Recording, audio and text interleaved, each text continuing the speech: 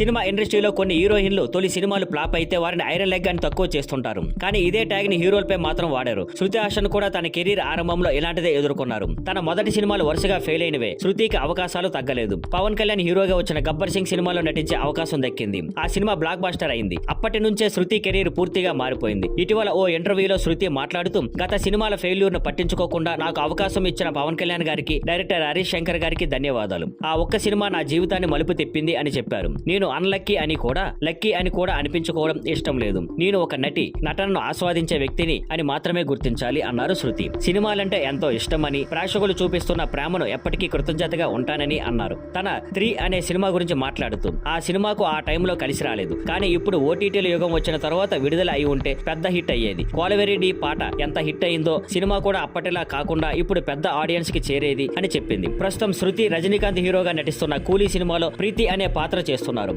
ఓ music video shoot సమయంలో director Lokesh Kanakaraju ఆమెకు కథ చెప్పి అదే సమయంలో ఆమెను ఫైనల్ చేసినట్లు చెప్పారు. ఈ సినిమాలో శృతి పాత్రకు తండ్రిగా సీనియర్ నటుడు సత్యరాజు ఉంటారని, ఈ పాత్ర తనకు ప్రత్యేకమైనది అని శృతి హాసన్ తెలిపారు.